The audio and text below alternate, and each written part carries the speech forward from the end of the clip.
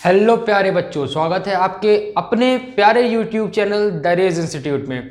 Students, आज की इस वीडियो में हम क्लास 12 यूपी बोर्ड की हिंदी के काव्यखंड का जो हम लोगों ने पहला पाठ प्रारंभ किया था, उसमें हम लोगों ने पवन दूतिका के कुछ पद्यांशों को पढ़ करके उसकी व्याख्याओं को समझा था। उसी क्रम में आज की वीडियो में हम उसके आगे के पद्यांशों को पढ़ेंगे और उसकी व्याख्याओं को समझेंगे। तो आई होप प्रीवियस वीडियो में जो भी हमने व्याख्याओं को पढ़ा था वो आपको अच्छे से समझ में आ गया रहा होगा।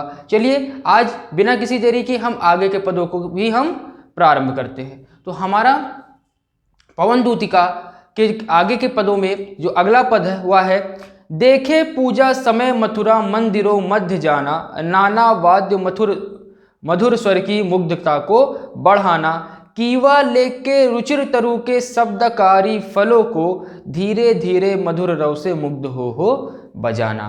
ठीक है, अब यहाँ पे जो हमारे हरिऔध जी हैं वह राधा रानी के माध्यम से पवन दूतिका यानी पवन को उन्होंने जो दूत बनाकर भेजा है उसको कहती है कि देख पूजा समय मंदिर मथुरा मंदिर मध्य जाना, कि हे पवन तू जब मथुरा के मंदिरों में पूजा अर्चना हो रही होगी या जब पूजा का समय होगा तब तू उस समय मंदिरों में प्रवेश करना। नाना वाद्यों, नाना मतलब होता है अनेक, वाद्यों मतलब वाद्य यंत्र यानी कि जो भी इंस्ट्रूमेंट्स होते हैं, ठीक है, जो उनकी बात की जा रही। तो नाना वाद्य मधुर स्वर की मुग्धता को बढ़ाना, कि तू उस समय मथुरा के मंदिरों में जाना जब वहां पर क्या हो रहा हो, पूजा हो रही हो, और वहां जो भी वाद्य यंत्र बज रहे हों, जो भी वहां पे अनेक प्रकार के वाद्य यंत्र बज रहे हैं, उनकी जो मधुर ध्वनि है, उनकी मधुर ध्वनियों को तू और भी मधुर बना देना। ठीक है, चलिए आगे देखते हैं। कीवा लेके रुचिर तरु के शब्दकारी फलों को,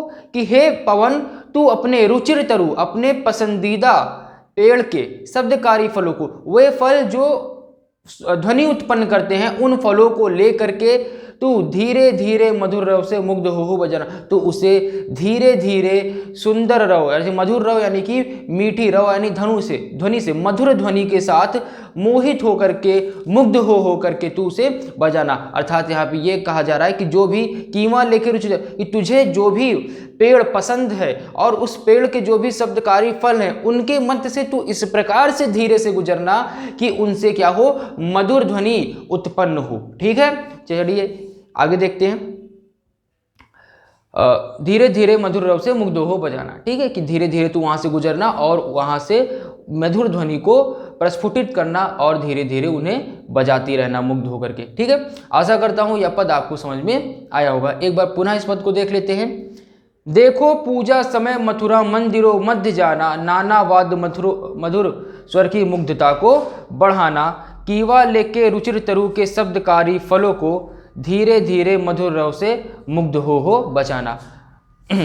ठीक है, यहाँ पे पवन को राधा रानी कहती हैं कि हे पवन तू मथुरा के मंदिरों में उस वक्त जाना जिस समय मथुरा में मंदिरों में क्या हो रहा हो, पूजा चल रही हो, नाना वाद्यों मधुर स्वर की मुग्धता को बढ़ाना, और तू उस समय मंदिर में जो भी अनेक प्रकार के वाद्य यंत्र बज रहे हो उन वाद्य यंत्रों की मधुरता को तू धीरे धीरे चल के और भी बढ़ा देना।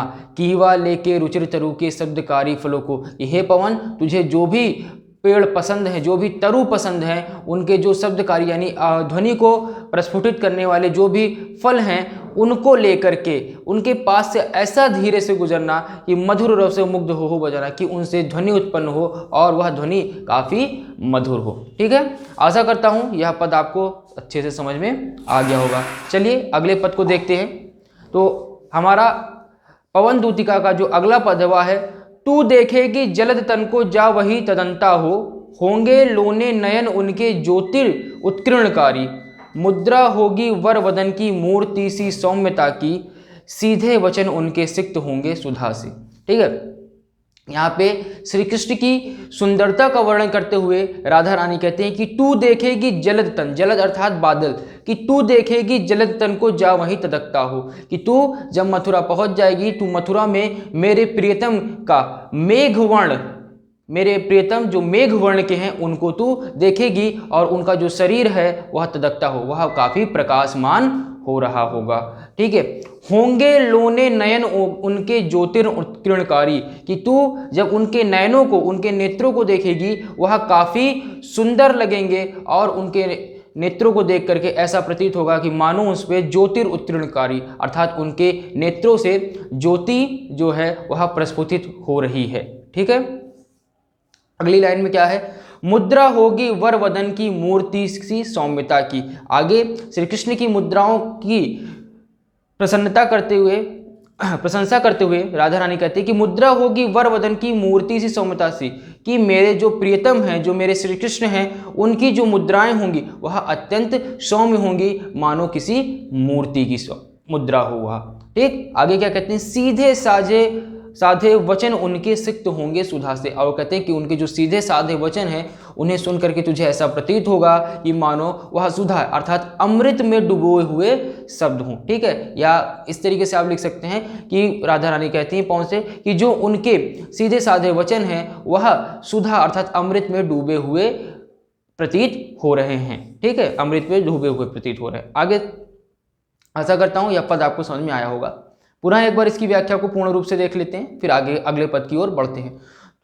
तू देखेगी जलद तन को जा वही तदकता होगे लोने नयन उनके ज्योति उत्कीर्णकारी, मुद्रा होगी वर वदन की मूर्ति सी सौम्यता की, सीधे साधे वचन उनके सिक्त होंगे सुधा से। कि हे पवन, जब तू मथुरा पहुंच जाएगी वहां तू मेरे मेघ वर्ण वाले प्रेतम श्री कृष्ण को देखेगी, जिनका शरीर प्रकाशमान हो रहा होगा, जिनका जो शरीर है वह अत्यंत प्रकाशमान हो रहा होगा। होंगे लोने नयन उनके ज्योतिर्उत्कीर्णकारी, कि उनके जो नयन हैं वह प्रकाश को प्रस्फुटित करने वाले प्रतीत होंगे, वह अत्यंत सुंदर लग रहे होंगे। मुद्रा होगी वर वदन की मूर्ति सी सौम्यता की, कि मेरे प्रियतम जो श्री कृष्ण हैं उनकी जो मुद्रा है वह मूर्ति की सौम्यता से तुझे प्रतीत होगी। सीधे साधे वचन उनके सिक्त होंगे सुधा से। और आगे उनकी बड़ाई करते हुए राधा रानी कहती हैं पवन से कि जो उनके सीधे साधे वचन हैं सिक्त होंगे यानी डूबे होंगे सुधा से। ठीक है, सिक्त होंगे यानी इतने मीठे होंगे जैसे सुधा अर्थात अमृत जैसे मीठे वचन वाले मेरे श्री कृष्ण के सीधे साधे वचन होंगे। ठीक है, आशा करता हूँ यह पद आपको अच्छे से समझ में आ गया होगा। अगले पद की ओर बढ़ते हैं। हमारा अगला पद है, नीले फूले कमल दलसी गात की श्यामलता है, पीला प्यारा वसन कटी में पहनते हैं फबीला, छूटी काली अलक मुक्की कांति को है बढ़ाती, सद वस्त्रों में नवल तन की फूटती सी प्रभा है। आगे श्री कृष्ण की सुंदरताओं की व्याख्या करते हुए राधा रानी कहती हैं कि नीले फूले कमल दलसी गात की श्यामलता है। गात का मतलब होता है शरीर, तो नीले फूले कह रहे हैं कि जो नीले फूले हुए कमल के दल हैं, ठीक है, जो नीले कमल के दल हैं और उनकी जो पत्तियां हैं उन्हीं की पत्तियों के समान मेरे प्रियतम श्री कृष्ण का जो शरीर है वह अत्यंत श्यामल है, अत्यंत कोमल है। ठीक है, आगे क्या कहती हैं, पीला प्यारा वसन कटी में पहनते हैं फबीला। और वह कहती हैं कि वह मेरे जो प्रियतम श्री कृष्ण हैं वह जो पीला वस्त्र धारण करते हैं वह उन पर अत्यंत फबीला, फबीला का अर्थ होता है शोभायमान होता है, बहुत ही सुंदर लगता है। कि पीला प्यारा वसन कटी में पहनते हैं फबीला, कि वह जो अपने कमर में जो पीला वस्त्र पहनते हैं, ठीक है, कटी में पहनते फबीला अर्थात अपने कमर में जो वह पीला वस्त्र धारण करते हैं, जो पीला वस्त्र पहनते हैं वह उन पर अत्यंत शोभायमान होता है, उन पर अत्यंत जचता है। आगे कहती हैं, छूटी काली अलक मुख की कांति को है बढ़ाती। छूटी काली मतलब जो बालों की जो लट छूट जाती है, तो कहती हैं अलग का मतलब होता है जो बाल छूट जाता है, जो लट छूट जाती है उसकी बात यहाँ करें। छूटी काली अलक मुख की कांति को है बढ़ाती, कि जो मेरे प्रियतम हैं उनके बालों की जो एक लट उनके मुख पर छूटी रहती है वह उनके मुख की शोभा को, उनके मुख की सुंदरता को और बढ़ा रही है। सदवस्त्रों में नवल तन की फूटती सी प्रभा है, और नवीन वस्त्रों में उनका मेरे प्रियतम का जो शरीर है, जो मेरे प्रियतम का तन है वह और प्रकाशमान हो रहा है और भी सुंदर लग रहा है। ठीक है, चलिए आशा करता हूँ यह पद आपको अच्छे से समझ में आ गया होगा। अगले पद की ओर बढ़ते हैं। तो हमारा अगला पद है, सांचे ढाला सकल वपु है दिव्य सौंदर्यशाली, सत पुष्पों सी सुरभि उसकी प्राण संपोषिका है। दोनों कंधे वृषभ वर्षे हैं बड़े ही सजीले, लंबी बाहें कलभ करसी शक्ति की पेटिका है। आगे श्री कृष्ण क्या कहते, श्री कृष्ण के विषय में राधा रानी कहती हैं, सांचे ढाला सकल वपु है दिव्य सौंदर्यशाली। कहते हैं कि उनका, मेरे वपु अर्थात शरीर, ठीक है, मेरे प्रियतम जो श्री कृष्ण का शरीर है वह ऐसा प्रतीत होता है मानो सांचे से ढाल करके बनाया गया है, और जो उनकी सौंदर्यता है, जो उनका सौंदर्य है शरीर का, वह दिव्य सौंदर्यशाली, वह देवताओं के समान सौंदर्यशाली है। ठीक है, एक बार फिर से देख लेते हैं। सांचे ढाला सकल वपु है दिव्य सौंदर्यशाली। राधा रानी श्री कृष्ण के तन के विषय में बताते हुए, शरीर के विषय में सुंदरता को बताते हुए कहती हैं कि जो मेरे प्रियतम श्री कृष्ण का शरीर है वह ऐसा प्रतीत होता है कि मानो सांचे में ढाल करके बनाया गया हो, और जो उनकी सुंदरता है वह देवतुल्य है अर्थात देवताओं के समान है। आगे क्या कहते हैं, सत पुष्पों से सुरभि उसकी प्राण संपोषिका है। और कहते हैं कि उनके शरीर की, ठीक है, उनके तन की जो सुरभि है, जो सुगंध है, वह सभी के प्राणों की संपोषिका है अर्थात सभी के प्राणों को पोषित करने वाली है। अर्थात मेरे प्रियतम श्री कृष्ण की जो तन की खुशबू है, जैसे पुष्प की खुशबू सभी के प्राणों की संपोषिका होती है, उसी प्रकार से जो मेरे श्री कृष्ण के तन की खुशबू है, तन की सुगंध है, वह सभी के प्राणों की संपोषिका है अर्थात सभी के प्राणों के पोषण करने वाली, सभी के प्राणों का पोषण करने वाली है। आगे क्या कहती हैं उनके बारे में, दोनों कंधे वृषभ वर्षे हैं बड़े ही सजीले। वो कहती हैं श्री कृष्ण के जो दोनों कंधे हैं वह वृषभ अर्थात बैल के समान अत्यंत ताकतवर, शक्तिशाली और सुंदर प्रतीत होते हैं। लंबी बाहें कलभ कर, कलभ का अर्थ होता है हाथी, तो कहते हैं कि लंबी बाहें कलभ करसी शक्ति की पेटिका है, और जो उनकी बाहें हैं, जो उनके हाथ हैं, वह लंबी अर्थात हाथी के सूंड के समान लंबी हैं और शक्ति की पेटिका है, और शक्ति की पेटिका है अर्थात शक्ति का भंडार है। ठीक है, वह कहती हैं कि जो मेरे प्रियतम श्री कृष्ण की लंबी लंबी बाहें हैं वह हाथी के सूंड के समान है और वह शक्ति से भरपूर हैं। ठीक है, चलिए अगले पद की ओर बढ़ते हैं। हमारा जो अगला पद है वह है, राजाओं सा सिर पर लसा दिव्य अपीर्ण होगा। अपीर्ण का अर्थ होता है मुकुट। ठीक है, राजाओं सा सिर पर लसा दिव्य अपीर्ण होगा, शोभा होगी उभय श्रुति में स्वर्ण के कुंडलों की, और नाना रत्न कलित भुज मंजू कैयूर होंगे, मोती माला लसित उनका कंबूसा कंठ होगा। कंबू का अर्थ होता है शंख। ठीक है, आगे देखते हैं, राजाओं सा सिर पर लसा दिव्य आपीर्ण होगा। ठीक है, कहते हैं कि जो मेरे प्रियतम श्री कृष्ण हैं उनके सिर पर एक दिव्य मुकुट सजा होगा। राजाओं की भांति मेरे श्री कृष्ण मुकुट धारण किए होंगे जो अत्यंत सुंदर प्रतीत हो रहा होगा उन पर। ठीक, आगे क्या कहते हैं, शोभा होगी उभय श्रुति में, उभय का मतलब होता है दोनों, श्रुति अर्थात कानों के बीच में। ठीक है, शोभा होगी उभय श्रुति में स्वर्ण के कुंडलों की। आगे उनकी सुंदरताओं का वर्णन करते हुए कहती है कि उनके कानों में, दोनों कानों में स्वर्ण के जो कुंडल होंगे वह भी अत्यंत शोभायमान हो रहे होंगे। नाना रत्न कलित भुज में मंजू कयूर होंगे। नाना यानी अनेक, रत्न कलित अर्थात रत्नों से जड़ित, भुज में मंजू कयूर होंगे। उनके भुजाओं पर जो भुजबंद बंधा होगा वह भी अत्यंत शोभायमान हो रहा होगा। मोती माला लसित उनका कंबूसा कंठ होगा, कि उनके शंख रूपी कंठ पर मोतियों से जड़ित माला अत्यंत शोभायमान हो रही होगी, उनकी सुंदरता को चार चांद लगा रही होगी, उनकी सुंदरता को बढ़ा रही होगी।